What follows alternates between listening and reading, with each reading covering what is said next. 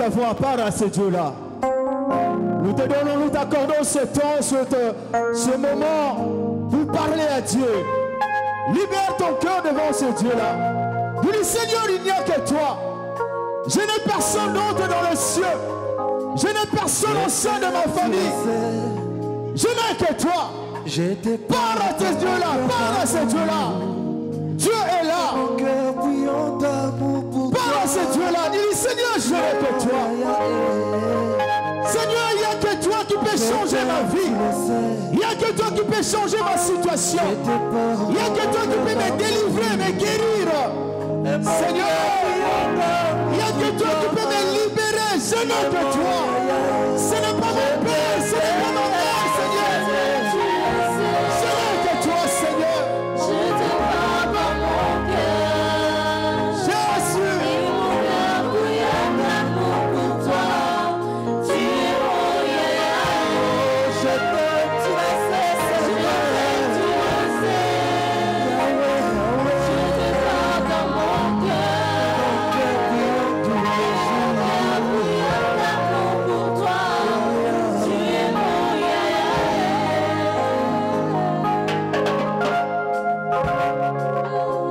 Merci Jésus.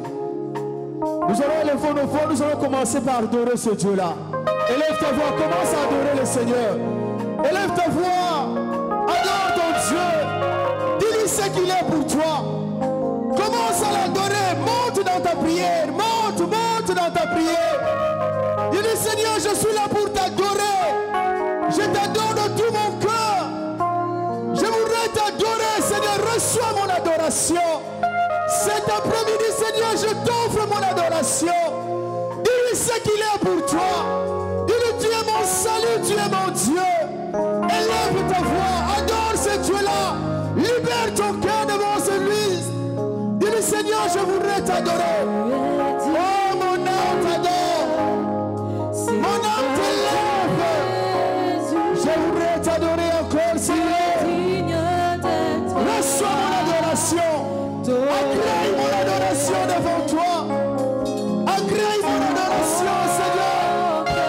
Reçois mon adoration. Oh, mon âme adore le Seigneur. Adore le roi des rois. Adore le Dieu vivant. Adore le Dieu tout-puissant.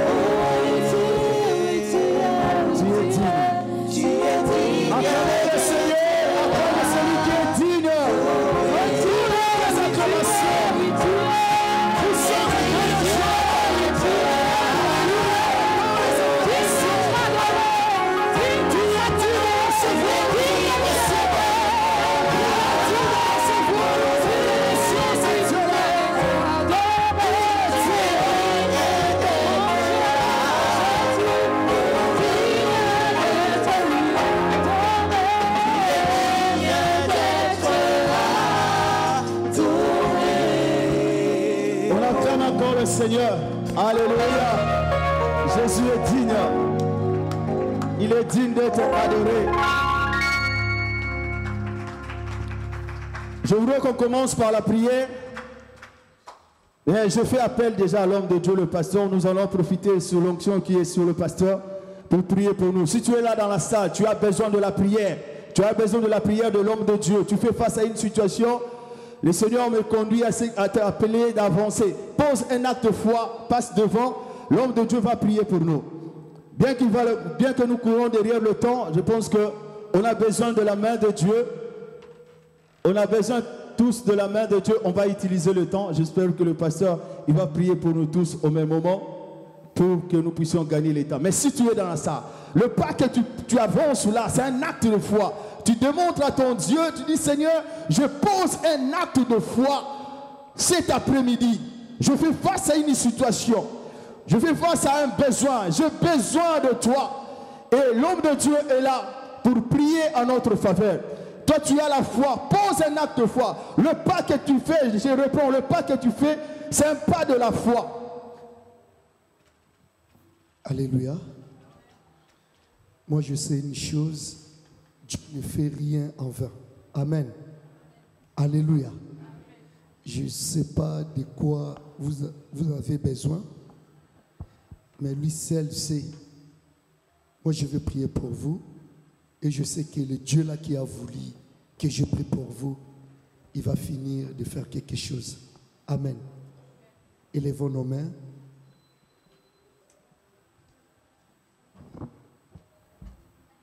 Je crois à ta puissance. Tu es vivant et tu es réel. C'est toi qui tiens la clé de David.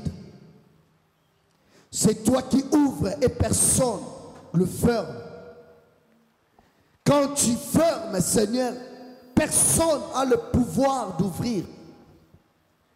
Seigneur, tu connais les désirs de mon frère et ma sœur dans ce lieu. Père de gloire, ma prière cet après-midi, accepte que le ciel s'ouvre, que ta puissance divine, que la puissance de ta droite triomphante, Père, qui commence à pénétrer la vie de tout et chacun. Guéris ceux qui sont malades. Donne, Seigneur, à celui ou celle qui te demande. Donne la paix là où il n'y a pas la paix. Seigneur, n'est-ce pas toi qui as ressuscité Lazare? N'est-ce pas toi qui as changé l'eau en vin? Tu es le même Dieu que je prie. Si je trouvais grâce à tes yeux, change leur situation. Change leur situation. Dans le nom puissant, glorieux de Jésus-Christ et par la puissance du Saint. Recevez la gloire de Dieu. Recevez la puissance divine de Dieu. Père, je n'ai or ni argent à donner à mes frères et sœurs. La grâce que j'ai, je les communique. Recevez la grâce de Dieu. Recevez la grâce de Dieu. Dans le nom de Jésus-Christ, nous t'avons ainsi prié. Que vos vies changent dès aujourd'hui et à jamais. Quiconque se lèvera pour basculer vos vies, qu'il rencontre les rois des rois, les lions de la tribu de Juda, le Seigneur qui m'a appelé. Seigneur, prends soin de ton peuple. Dans le nom de Jésus, j'ai ainsi prié. Que vos vies soient scellées par le sang de l'agneau. Que lui-même qui vous garde. Dans le nom de Jésus, j'ai ainsi prié. Et nous te disons, par la foi, comme un seul homme. Amen.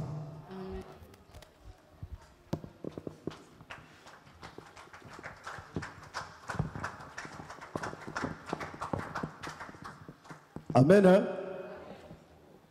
On prend nos places dans la présence de Dieu. Je suis au livre de Hébreux.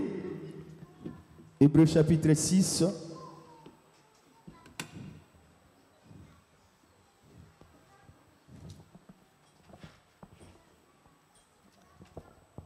Je lis la parole du Seigneur. Amen. C'est pourquoi, laissant les éléments de la parole de Christ, tendons à ce qui est parfait, sans poser de nouveaux fondements et du renoncement aux œuvres mortes, de la foi en Dieu, de la doctrine des baptêmes, de l'imposition des mains, de la résurrection des morts et du jugement éternel. C'est que nous ferons, si Dieu le permet, car il est impossible que ceux qui ont été une fois éclairés, qui ont goûté le don céleste, qui ont eu part au Saint-Esprit. Amen. On va prier. Seigneur, nous voulons partager ta parole. Ouvre notre intelligence pour que nous puissions comprendre ta parole. Bénis cette parole. Seigneur, la Bible déclare, le temps de la détresse, tu envoies ta parole et ta parole guérit. Nous te prions, notre Dieu, de prendre le contrôle de toutes choses et de nous enseigner pour ta gloire. Esprit de Dieu, nous te faisons confiance dans le nom de Jésus. Amen. Gloire soit rendue à Dieu. Nous allons parler, j'ai intitulé le message de cet après-midi, le principe élémentaire de la vie chrétienne. Alléluia. Je voulais qu'on puisse commencer aux choses élémentaires de la vie chrétienne. Mais d'emblée, il y a quand Paul parle aux Hébreux à ce sujet, il fait allusion à la croissance, ou beaucoup plus, il parle de la maturité chrétienne. Alléluia. Donc, la maturité chrétienne, bien aimé, c'est quelque chose qui est important dans nos vies. Non seulement la maturité chrétienne, mais la maturité dans toutes choses. D'emblée, je voudrais dire qu'il y a certaines choses qui se manifestent. Et par ces choses, directement, on comprend que cette personne n'est pas mûre. Il est encore immature. Le texte qu'on vient de lire là, Paul fait allusion à un passage de l'état de l'immaturité à l'état de la maturité. Si on est mûr, on arriverait à résoudre beaucoup de problèmes, beaucoup de situations même au sein de l'Église. Aujourd'hui, l'Église est en train de connaître beaucoup de difficultés parce que nous, les chrétiens, nous ne sommes pas encore arrivés à la maturité. Alléluia. Nous ne sommes pas encore arrivés à ce stade de la maturité que Paul souhaite que l'Église puisse arriver. La maturité, déjà d'emblée, bien-aimé, tu peux savoir que si cette personne est mature sur le plan spirituel ou elle n'est pas mature sur le plan spirituel. Quelqu'un qui manifeste déjà de l'orgueil spirituel. L'orgueil spirituel, c'est un signe qui démontre que cette personne n'est pas mûre spirituellement. Alléluia. Si tu vois quelqu'un qui commence à prétendre, et moi je suis, moi je prie peut-être, je gêne, je fais ceci. Cette personne est en train de manifester une certaine orgueil spirituel.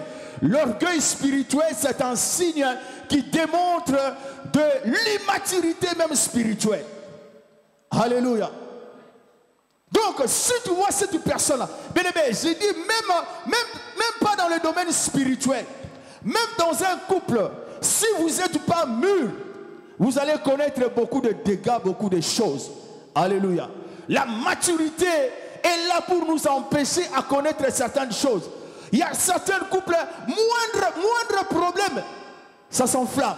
Moindre discussion. La vie des disputes aussi, bien aimé, démontre aussi qu'il y a une certaine immaturité encore. La vie des discussions. Ceux qui discutent même au sujet de la parole. Moi, je ne prends pas mon temps pour discuter avec certaines personnes de la parole de Dieu. Parce que vous n'allez pas vous mettre d'accord à certains sujets. Alléluia. Parce que c'est des convictions qu'on a. Mais si tu vois quelqu'un tout le temps discuter autour de la parole de Dieu, j'ai dit discuter dans le mauvais sens, c'est un signe de l'immaturité. L'immaturité chrétienne. Les disputes témoignent aussi de l'immaturité au sein d'un couple. Alléluia. Donc d'emblée, celui qui a peur aussi, la peur nous fait voir aussi que cette personne n'est pas encore mûre sur le plan spirituel. Parce que au contraire, le contraire de la peur, c'est la confiance en Dieu. Alléluia. Donc, je disais que nous avons beaucoup plus à gagner quand on est mûr sur le plan spirituel. Aujourd'hui, beaucoup de gens partent de l'église parce que oh, telle sœur m'a regardé. Telle sœur a parlé de cette manière. Toi-même, tu écoutes la chose, tu vois vraiment que vraiment la personne n'est pas mûre. Est-ce que c'est parce que telle sœur m'a regardé que je dois quitter l'église? La division aussi, c'est un signe de l'immaturité spirituelle. Si tu es immature sur le plan spirituel, bien aimé, tu vas te mettre à changer des églises parce que tu n'es pas encore mûr. Alléluia. La division, c'est un signe de l'immaturité spirituelle. La séparation, c'est un signe de l'immaturité spirituelle. Je dis même pas l'immaturité spirituelle, même la maturité même en tant qu'être humain. Alléluia. Il y a certaines situations, il y a certains sujets, tu attends, tu dis, ah, mais s'ils étaient mûrs, ils pouvaient régler cela, ça ne nécessite pas beaucoup de choses. Non, c'est parce que ces gens-là font face à une certaine immaturité. Alléluia. Voilà pourquoi l'Église est en train de connaître beaucoup de situations, beaucoup de problèmes au sein de l'Église. C'est parce que nous ne sommes pas encore mûrs. On dit un fruit est mûr, on voit l'aspect déjà extérieur. Quand on dit que l'arbre est mûr, c'est-à-dire que l'arbre là commence à produire, à donner certains fruits. Alléluia. Quand on dit que cette personne-là, c'est une personne mûre, c'est-à-dire que cette personne est en capacité de se reproduire, de produire même, de reproduire même. Alléluia. Alors Paul parle aux Hébreux. C'était un moment où Paul le dit. Il dit, vous qui devez être de maîtres, vous qui devez être de ceinture noire, de 4e dan dans les choses de Dieu en prière, mais vous êtes encore comme les débutants. Bien-aimés, la maturité chrétienne ne tient pas compte du nombre des années dans le Seigneur.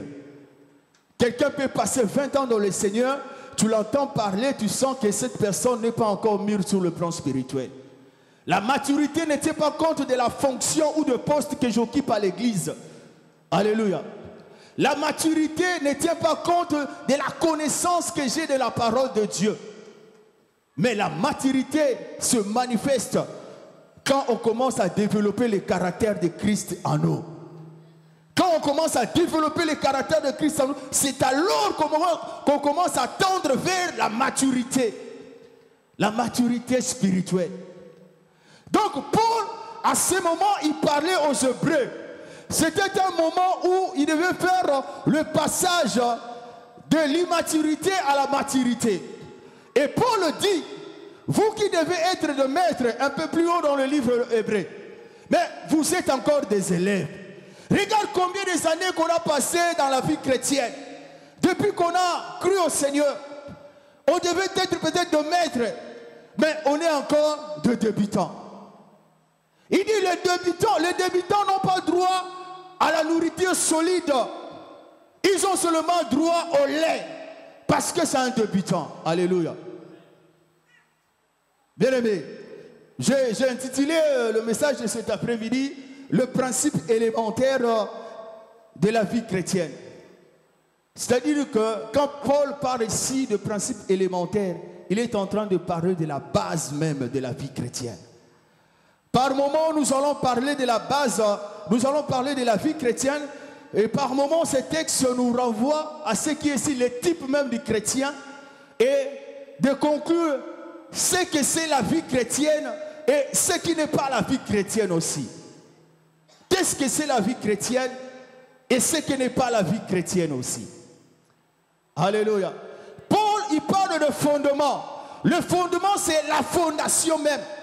Bien-aimé, Dieu utilise le langage de la construction pour nous parler de la fondation. Nous savons tous que quand on veut construire un immeuble ou une maison, il faudrait que la fondation soit solide. Si la fondation n'est pas solide, il y a un risque pour cet immeuble de s'écrouler un jour. Voilà pourquoi Dieu utilise ce langage imagé de la construction pour nous parler de la fondation même, de la base même. Bien-aimés, dans toutes choses que nous faisons, si la base n'est pas solide, cette chose est vouée un jour de s'écrouler. Même la famille qu'on construit, même l'entreprise qu'on peut construire, s'il n'y a pas une base solide, s'il n'y a pas un fondement, s'il n'y a pas une fondation qui est solide, un jour, cette chose-là est appelée à s'écrouler.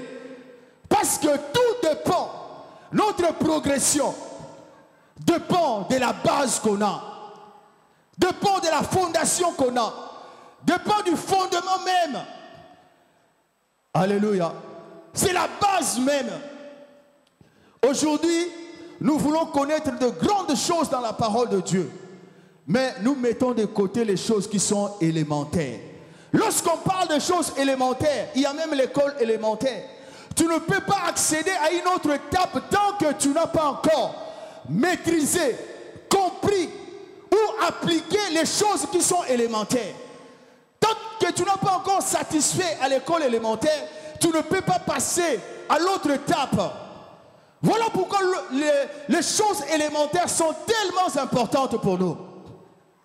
Donc, ne nous précipitons pas seulement à connaître certaines choses, à connaître certaines révélations, mais empressons-nous d'abord que les choses qui sont élémentaires dans la parole de Dieu, qu'on puisse les connaître, non seulement les connaître, mais aussi les appliquer, les pratiquer.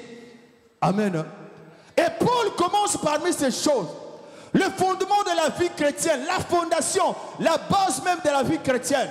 Comme cela est écrit dans le livre de 1 Corinthiens 3. C'est Jésus lui-même. Alléluia. Paul dit que personne ne vienne mettre une autre fondation, si ce n'est que celui qui a été posé, Christ. Ça c'est la base même. La pierre angulaire même. Alléluia. Mais dans ce texte, Paul commence à énumérer ce qui sont les choses élémentaires de la vie chrétienne. Ces choses, le chrétien doit les avoir en lui. La première des choses, le premier principe, quand Paul parle aux Hébreux, c'est le principe du renoncement ou de la repentance. Alléluia.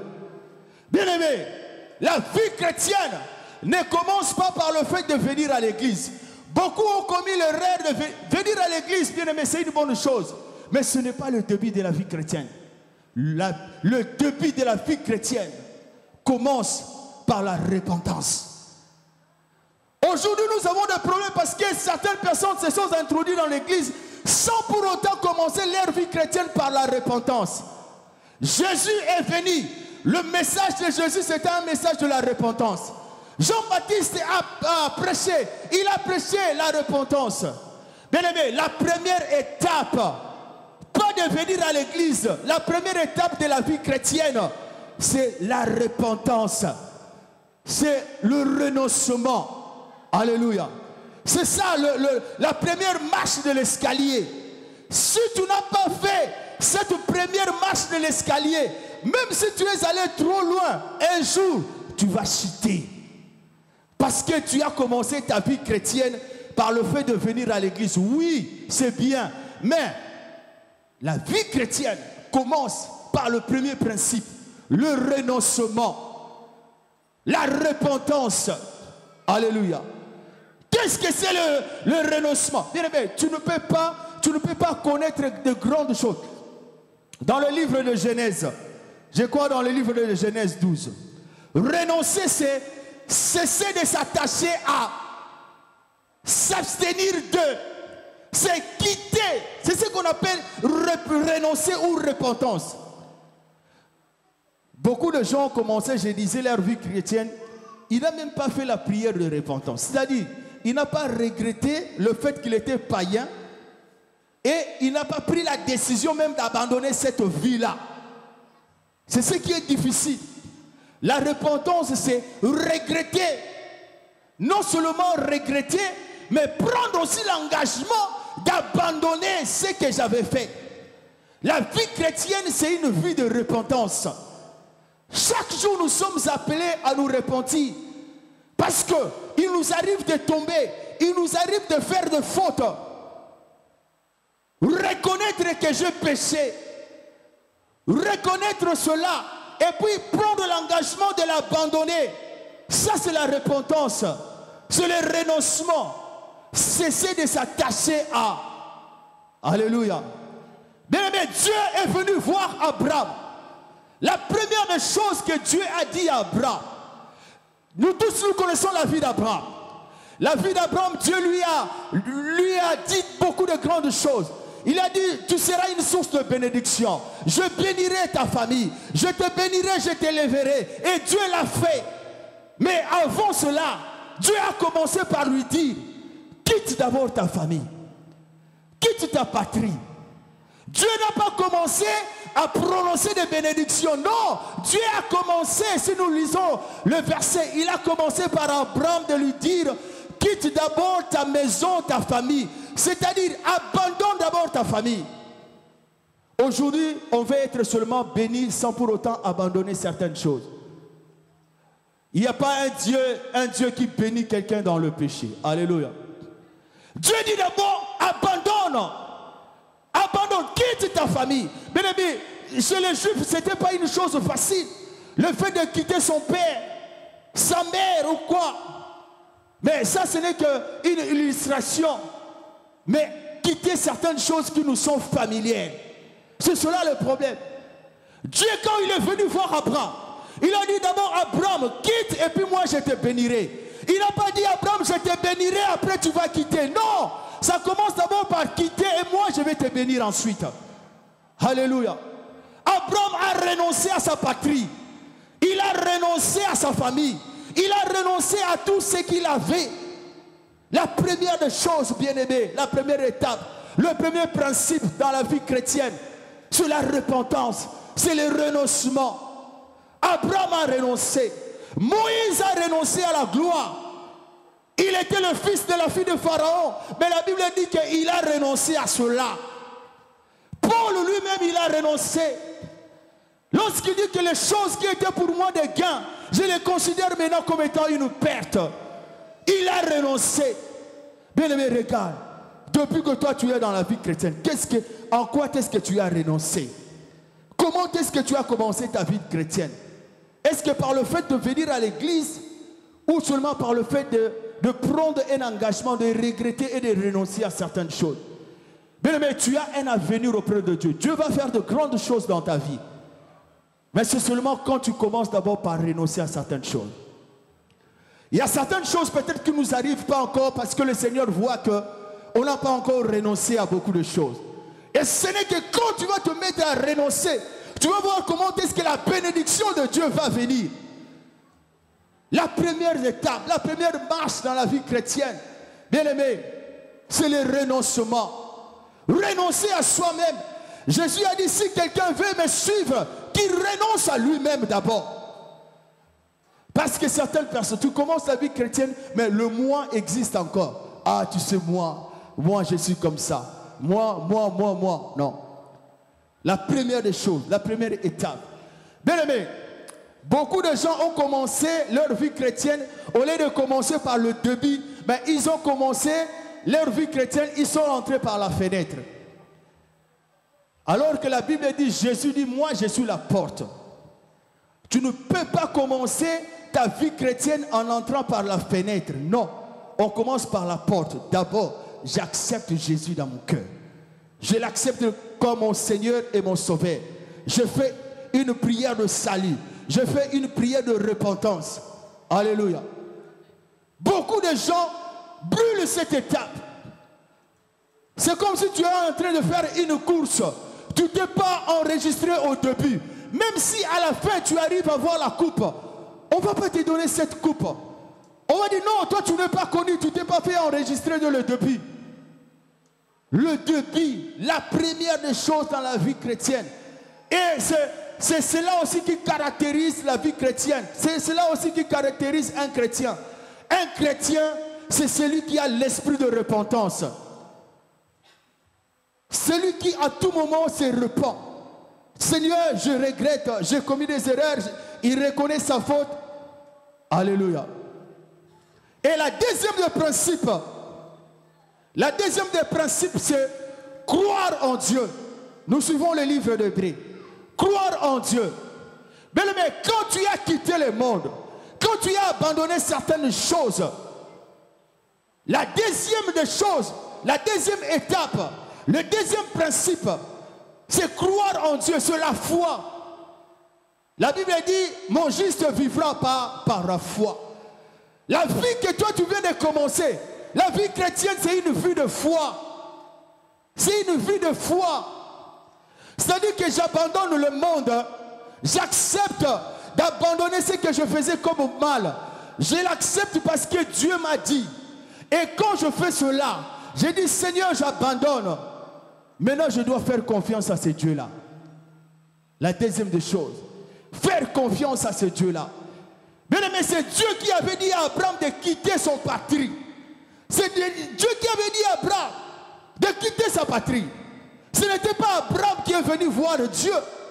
Donc quand Abraham a obéi, directement, il s'est mis à la charge de Dieu. Dieu commence à lui prendre en charge. Vous allez voir toute l'histoire d'Abraham. Après, Dieu l'a pris en charge. Parce qu'il a d'abord obéi, il a quitté, mais il a commencé à faire confiance à ce Dieu-là. Peut-être que tu es là, tu te dis, mais si j'abandonne cette façon de vivre, comment est-ce que je vais subvenir à mes besoins? Fais confiance en Dieu. Abandonne. Dieu est là pour te soutenir. Alléluia. Tu étais un voleur, tu volais, tu vivais du vol. Mais Dieu te dit, non, abandonne cette façon-là. Et toi, tu te dis, mais comment je veux faire? C'est cela souvent la question. Mais je vis avec cette personne. C'est cette personne qui me supporte. Mais la parole de Dieu me dit de l'abandonner. Mais qui va subvenir à mes besoins? Bien-aimé, fais confiance à Dieu. Le Dieu qui t'a dit d'abandonner, il pourvoira. Ce Dieu-là qui t'a dit d'abandonner ça, il est là pour te soutenir. Fais-lui confiance. La deuxième étape, comme je le disais, de la vie chrétienne, c'est faire confiance en Dieu. Je me repens, je commence à faire confiance en Dieu. Parce que si j'ai abandonné cela, c'est à cause de Dieu que je l'ai abandonné. Si je me suis repenti, c'est à cause de Dieu. Alléluia. Et la troisième des choses, le troisième principe qui va faire en sorte que nous soyons mûrs, il parle, je crois, du baptême. Alléluia. Est-ce qu'il y en a encore qui ne sont pas encore baptisés? Paul parle du baptême. Parmi les principes élémentaires dans la vie chrétienne, le baptême. Il y a le baptême de l'eau, il y a le baptême de l'esprit. Donc si tu n'es pas encore baptisé, ça pose un problème. C'est des choses élémentaires qu'on doit voir en toi, chrétien. C'est le type même du chrétien. Un chrétien qui n'est pas baptisé, ce n'est pas bien. Paul parle aux Hébreux, il leur parle du baptême. Il dit le baptême. Alléluia. Mais je voudrais encore aller plus dans un autre sens. La Bible définit aussi le baptême comme étant un engagement. Un chrétien, c'est celui qui est engagé. C'est celui qui est engagé. Ce n'est pas des engagements comme maintenant ou un abonnement, engagement d'une année. Non. La vie chrétienne, c'est un engagement définitif. Ce n'est pas que je m'engage seulement pour une année, 2 ans après, je rends le contrat. Oh non, moi j'avais souscrit seulement à cet abonnement d'une année. Non. La vie chrétienne, c'est une vie d'engagement. C'est une vie d'engagé. Le chrétien doit être celui qui est engagé au sein de son église. Je suis engagé, je suis actif. Ça, c'est la vie chrétienne. L'engagement. Si tu vois quelqu'un qui n'est pas engagé, il se dit seulement, ah, moi je regarde seulement de loin. Bon, nous, on est là en train d'observer les observateurs. Parce que dans l'église, il y a beaucoup d'observateurs. Les observateurs souhaitent souvent que le pasteur tombe. Après, ah, t'as vu, on avait raison. Nous, on voyait déjà de loin. On voyait que cette histoire-là n'allait pas très loin.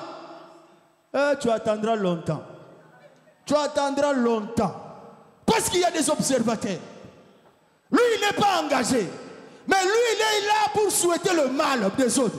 Mais cette soeur-là, mais on disait qu'elle allait tomber enceinte. Ah, tu vois, on a raison. Tu entendras, Dieu préservera cette soeur-là. Alléluia. Dieu la préservera.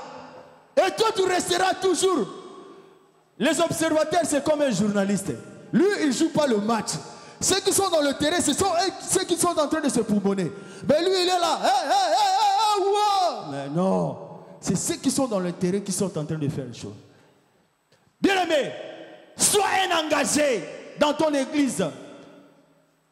Le troisième principe, c'est le principe d'engagement. Un chrétien, c'est celui qui est engagé. C'est celui qui s'implique, qui s'investit dans son église. C'est ça la vie chrétienne. Bien-aimé, si tu n'es pas engagé, tu es à l'abri de beaucoup de choses. Parce que le diable peut te tenter de beaucoup de manières. Mais si tu es engagé, l'engagement te préservera aussi de beaucoup de choses. Alléluia. Si tu es engagé, tu es à la charge de Dieu. Quelque part, la Bible dit aucune personne, parce que les militaires, on les appelle aussi des engagés. Mais aucun militaire ne fait le service militaire par son propre argent. Pourquoi? Parce que si tu t'engages au sein de l'armée, c'est l'armée qui commence à te prendre en charge. Et l'église, c'est l'armée de Dieu. Si tu t'engages, Dieu va commencer à te prendre en charge. Ne reste pas observateur. Ne reste pas loin.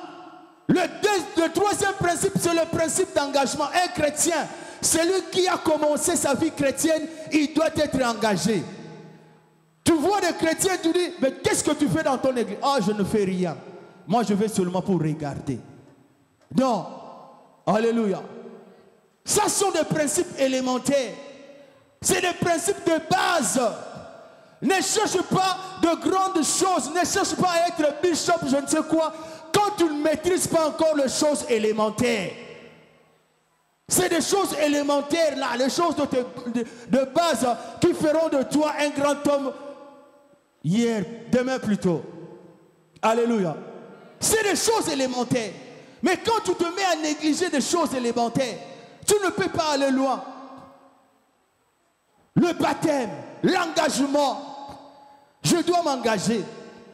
Et le quatrième principe, là il parle de l'imposition de main, il parle dans certaines versions, on parle de don de l'esprit. Alléluia. Bien aimé, la vie chrétienne, c'est une vie de l'esprit. C'est une vie de l'esprit. La Bible dit marcher selon l'esprit. La Bible ne nous dit pas marcher selon vos sentiments. Ne marchez pas selon vos sensations. Mais marchez selon l'esprit. La vie chrétienne, c'est une vie de l'esprit. C'est-à-dire, je laisse l'esprit de Dieu me conduire. Dieu a conduit les enfants d'Israël par une nuée et par une colonne. C'est-à-dire, je m'abandonne entre les mains du Saint-Esprit. Le Saint-Esprit devient mon guide, mon directeur. Mais si tu te conduis toi-même, tu iras à l'échec. Alléluia. Le quatrième principe, bien-aimé, c'est le principe de l'esprit. Laisse-toi conduire par l'Esprit de Dieu. Laisse que l'Esprit de Dieu puisse te conduire, te diriger, t'orienter en toutes choses. Ne te conduis pas par tes sentiments. Ne te conduis pas par des sensations. Mais c'est l'Esprit de Dieu. Alléluia. Ça, c'est le quatrième principe. C'est ça, bien-aimé.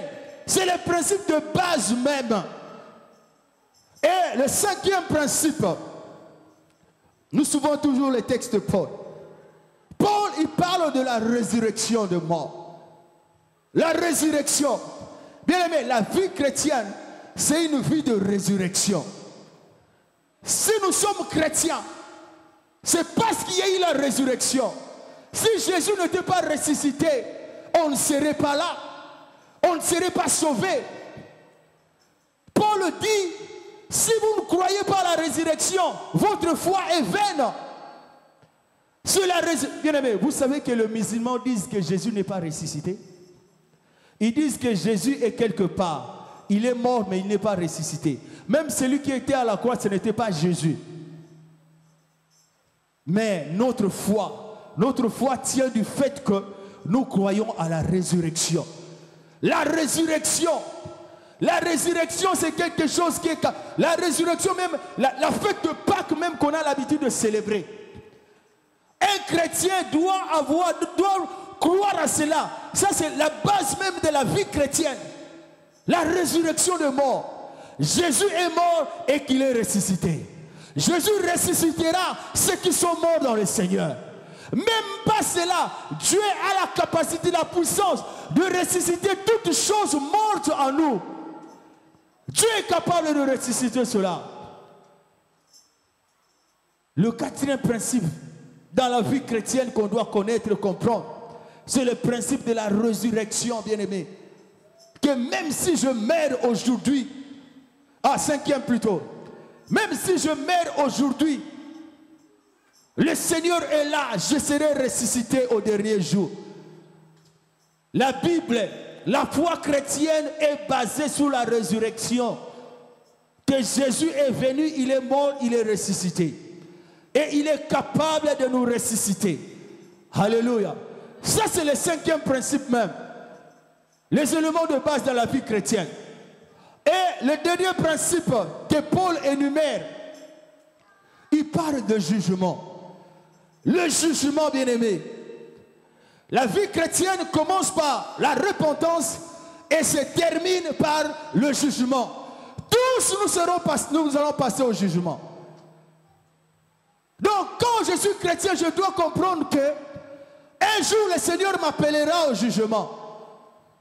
Le point de départ de la vie chrétienne, c'est le renoncement, la repentance. Ça, c'est la première marche même. Et en dernier, Paul dit le jugement. Donc, je ne peux jamais oublier qu'il y aura un jugement. Donc, je dois faire en sorte que ma vie soit et que ma vie aille dans ce sens-là. Parce qu'il y aura un jugement. La Bible dit dans le livre de 2 Corinthiens 5, tous nous aurons passé, que je sois pasteur, que je sois qui, nous allons passer au jugement du Seigneur. Alléluia. Mais quelque part, la Bible dit, ceux qui sont en Jésus-Christ ne seront pas condamnés. Alléluia. Parce que après le jugement, on va prononcer une condamnation. Mais ceux qui sont dans le Seigneur ne seront pas condamnés. Alléluia. Voilà, bien aimé, les choses élémentaires que moi, en tant que chrétien, et par ces choses, nous voyons le type même de chrétien. Un chrétien est censé de comprendre, d'avoir ces choses-là, de les pratiquer, de vivre ces choses-là. Je dois comprendre que la vie chrétienne, c'est une vie de repentance. C'est une vie de foi, de croire en Dieu. Aujourd'hui, nous voulons voir et puis croire. Non. La foi, c'est croire pour voir. Ce n'est pas voir pour croire. Alléluia. La vie chrétienne, c'est une vie de foi. Et la vie chrétienne, c'est une vie d'engagement. Je m'engage auprès du Seigneur. La vie chrétienne, c'est une vie de l'esprit. Je dois me laisser conduire par l'Esprit de Dieu. Alléluia. Et la vie chrétienne, c'est une vie où il y a la résurrection parce que le Seigneur est vivant. Il est mort et il est ressuscité. Et je ne dois jamais oublier que la vie chrétienne, à la fin de la vie chrétienne, il y a un jugement. Alléluia.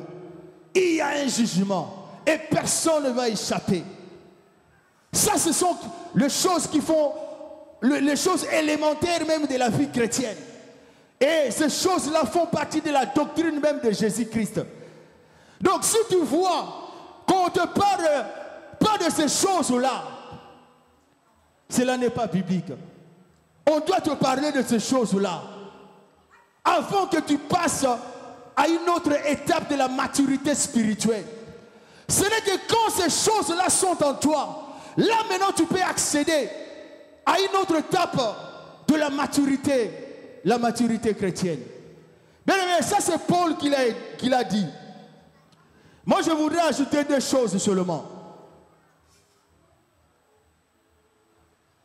Parmi ces choses, on doit comprendre une chose. La vie chrétienne, là je pense qu'on est au septième principe. La vie chrétienne, c'est une vie de grâce. Alléluia. C'est une vie de grâce. Ce n'est pas une vie des œuvres où je me dis, je vais faire certaines œuvres, je vais faire par mes propres efforts. Non. La vie chrétienne, c'est une vie de grâce. Si nous sommes sauvés déjà par la grâce, ce qui est plus important pour l'humain, c'est le salut. Et le salut, nous l'obtenons par la grâce. C'est par la grâce. Ce n'est pas par les œuvres. Alléluia. La vie chrétienne, c'est une vie de grâce. Je dois chaque fois compter sur la faveur de Dieu. Bien aimé, tu ne pourras jamais faire certaines choses si Dieu ne t'accorde pas cette grâce-là. Cette faveur-là. La vie chrétienne, chaque fois je dois implorer sa faveur et sa grâce. Savoir que ma vie c'est une vie de grâce. Le contraire de la grâce c'est la loi. La vie chrétienne c'est pas une vie de loi. Parce que Jésus est venu nous enlever de la loi et il nous a menés dans la grâce. Si tu es encore sous la loi, c'est-à-dire que tu n'as pas encore commencé ta vie chrétienne. Mais la vie chrétienne c'est une vie de grâce, bien-aimé. J'obtiens tout ce que j'obtiens par la grâce de Dieu. La faveur de Dieu sur moi. Je compte sur la faveur de Dieu. Je compte sur la grâce de Dieu. Tu peux beau faire certains efforts, mais si ce n'est pas la grâce de Dieu, tu n'y arriveras pas. À moins peut-être de compter sur sa grâce. La vie chrétienne, bien aimé, c'est une vie de grâce. C'est une vie de grâce. Ne sois plus sous la loi, mais sois sous la grâce de Dieu. Compte sous la grâce de Dieu. Je crois le huitième encore, principe. Là, on va lire Acte 2. Acte 2.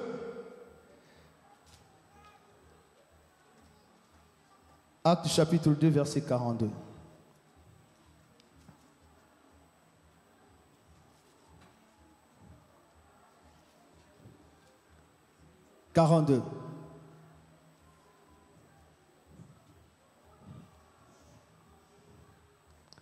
Tu peux commencer à partir du verset 41.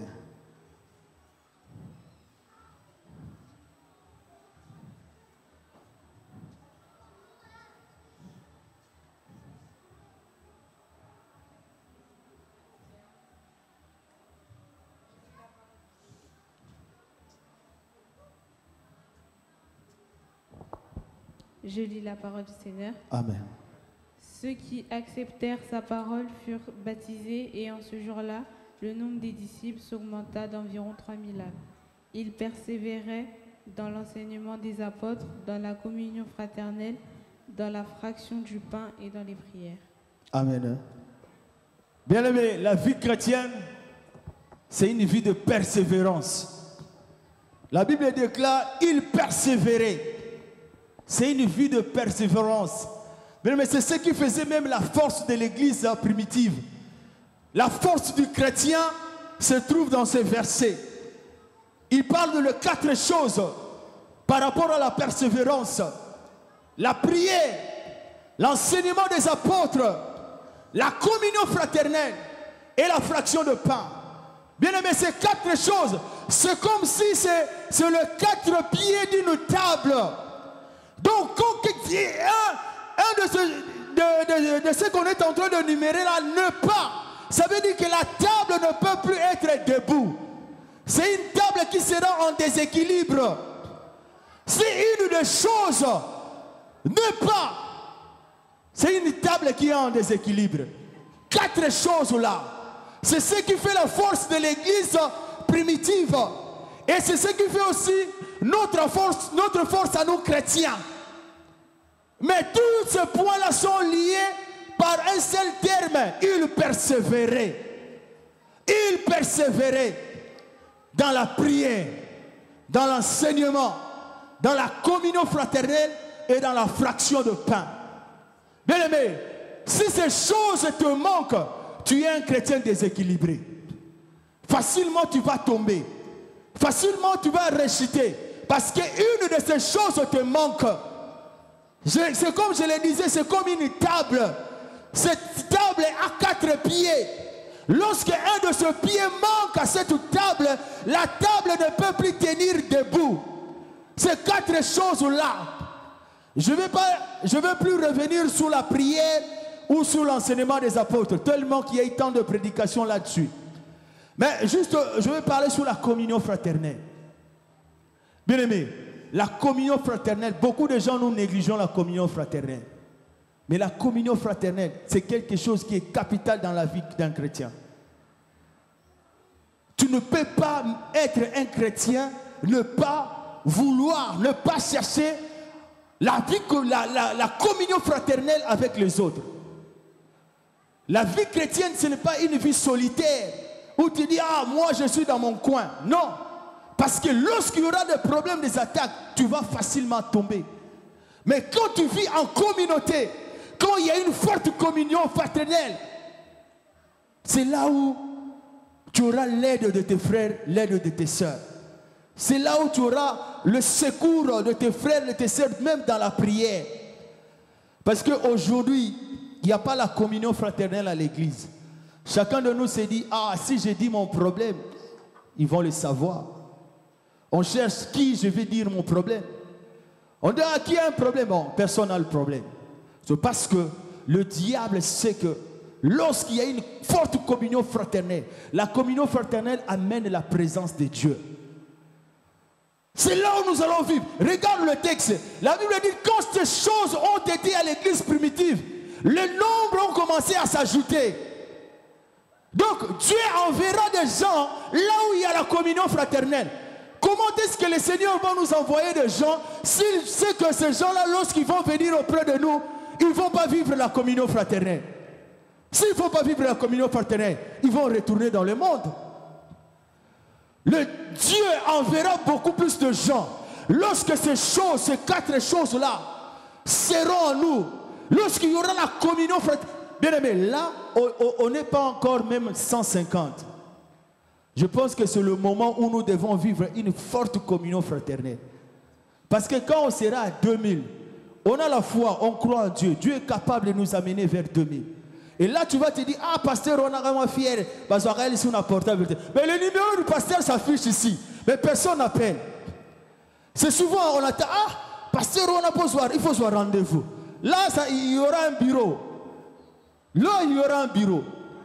On a la possibilité maintenant, on n'est pas sans, de vivre une forte communion fraternelle.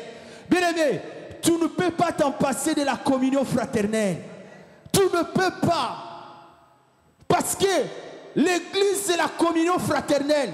L'église, c'est la famille spirituelle. C'est cela. Mais quand tu ne fais pas vivre, chacun dit non, moi je vais seulement pour prier. Je vais, la prière sort, je rentre. Les autres là, ça ne me regarde pas et je ne suis pas concerné. Non mais attends, un jour tu vas être concerné. Bien aimé, ces 4 choses. Si vous lisez les textes, le nombre de disciples s'est ajouté parce que il y a toutes ces 4 choses-là ont été là. La communion fraternelle. Et par après, qu'est-ce qui a amené? La crainte de Dieu même s'est emparée de l'église à cause de ces 4 choses. La fraction de pain. Bien aimé, le fait, je bénis toujours le Seigneur, je dis, le Seigneur qui a permis que même ne fût-ce qu'à la fin de culte qu'on puisse avoir un morceau. Je dis au Seigneur qui participe. Je ne sais comment ça se fait, je n'ai jamais demandé. Mais je dis que le Seigneur vous bénisse. Vous contribuez aux fractions de pain. C'est quelque chose qui est biblique. Et c'est quelque chose qui est un des ciments de l'église, de la parole de Dieu. Alléluia. Des fois, on pense que, ah voilà, La Bible dit, Jésus, il a pris le pain, il a rendu grâce. Il a fait une fraction du pain. Le fait de manger, c'est seulement ensemble. Ayons seulement l'œil spirituel pour voir certaines choses. Des fois, on pense que bon, c'est un geste banal. Non, la communion fraternelle, la fraction du pain, le fait seulement de rompre le pain avec ton frère, avec ta soeur, ça a une grande efficacité, ça a une grande portée, bien-aimé. C'est comme ça qui fait que nous soyons plus forts à l'église. Bien-aimé, si toi aussi tu veux contribuer, la communion fraternelle, bien-aimé, ne descendra pas du haut. Toi et moi, nous devons contribuer pour qu'il y ait la communion fraternelle. La fraction de pain, si tu amènes du jus, tu dis, ah, demain, je sais qu'il y a culte, les gens vont boire, vont manger. Tu seras béni. C'est comme ça, c'est ça qui faisait la force de l'église primitive. Bien-aimé, c'est cela l'église. Ces 4 choses-là, si ces choses-là ne sont pas en toi, tu es un chrétien déséquilibré. Tu vas tomber un jour. C'est comme une table. On va te renverser facilement. Mais si ces choses sont en toi, désirons la communion fraternelle, la fraction du pain, la prière, l'enseignement. Là, on sera de chrétiens bien bâtis, bien solides. Si on a tous ces principes à nous, bien aimé, la vie chrétienne, c'est une vie de persévérance. Parce qu'il y aura des moments où tu vas t'affaiblir. Tu peux te décourager. Mais si tu te relèves, tu dis non, malgré cela, je continue, je persévère. Je persévère. L'homme de Dieu nous disait que la vie chrétienne, ce n'est pas une course de 100 mètres, mais c'est un marathon. Un marathon, c'est 42 kilomètres. Ou 20 kilomètres aussi le marathon de Paris. Donc c'est-à-dire, je commence aujourd'hui. Demain, je peux tomber, mais je ne me laisse pas par terre. Je me relève. Je continue encore. Je continue. Vous savez qu'il y a un athlète est venu après 3 heures. Les gens étaient déjà partis. Un marathonien. La course était déjà terminée. Mais il y a eu quand même certaines personnes qui étaient là pour l'acclamer. Pourquoi on l'a acclamé? Parce qu'il est arrivé jusqu'au bout.